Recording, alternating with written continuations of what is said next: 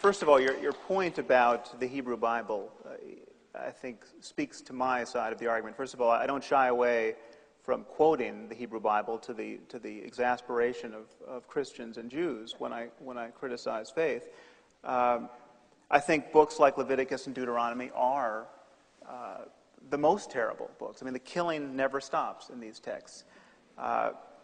The difference But you don't think that Jewish mothers are educating their children in that they are tradition? Not. They are, and you have, if I dare say, some. Do we have some Jewish fanatics? One killed Rabin, remember? So one walked into a mosque in Hebron and shot 39 people. Some are doing it, but I think just to join the argument, and I'll give you all the time you want on this, the argument that Hedges has made, at least that I'm making, I can't speak for Hedges, is that there are all these Muslims out there who are not teaching their kids this interpretation of the Quran any more than most Jewish mothers are, okay? I mean, I've traveled in Indonesia, I've traveled in a lot of these places. That was not the norm.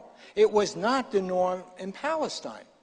It was not the norm, evidently, in Iraq before we invaded, okay, as far as we can see. It was not the norm, you know. In fact, I don't think we've still had one Iraqi suicide bomber go somewhere else outside of Iraq to blow up anything.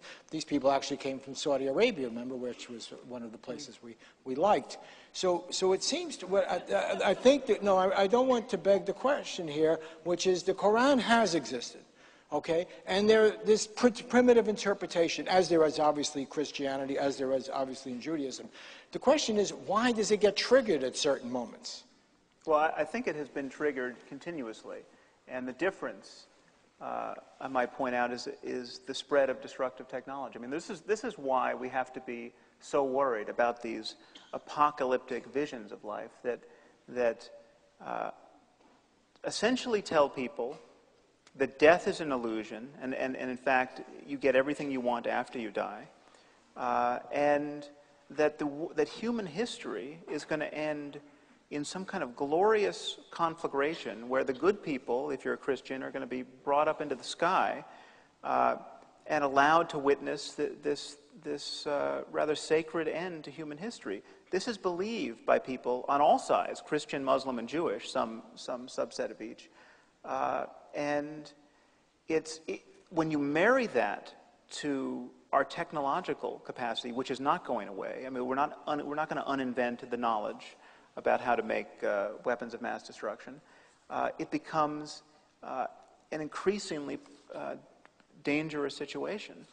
I'm not soft-pedaling the role of Judaism and Christianity and other religions in this, and I'm not soft-pedaling the role of tribalism generally. Yes, we have to outgrow tribalism. We have to outgrow racism and nationalism. But these are all ideas. And what I find troubling here is the dismissal of the power of ideas. I mean, just imagine what's wrong with this argument. Okay, imagine going to Nazi Germany in the 30s and saying, you know, Sam, your criticism of Nazism is really misplaced. It's not. The problem is not Nazism. It's extremist Nazism. You know, most Nazis are good people. Most Nazis don't spend a lot of time thinking about the purity of German blood. They're not. I mean, they're just, you know, they're these nice grandmothers who love to see their grandchildren in those youth camps with their shirts off, and you've seen those rallies. All those people have these great leather trench coats, and you know, I mean, some of our great sartorial gains were actually Nazi gains, and we shouldn't dismiss that. There's a lot of exuberance and joy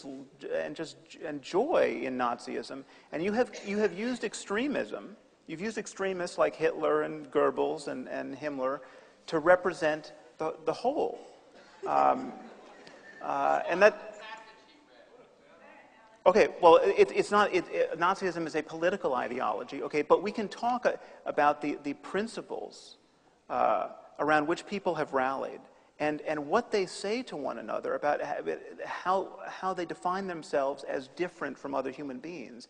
And religion gives immense motivation to this. And it is the only kind of tribalism in which people posit a a transcendental difference between themselves and other people, where in-group and out-group becomes of consequence not only for this life, but for eternity.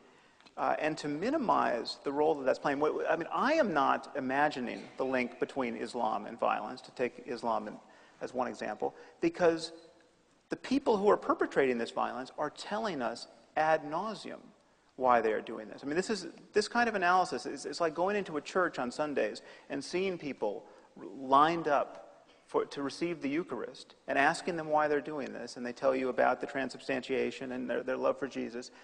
And to discount all of that, we can't trust what they're saying.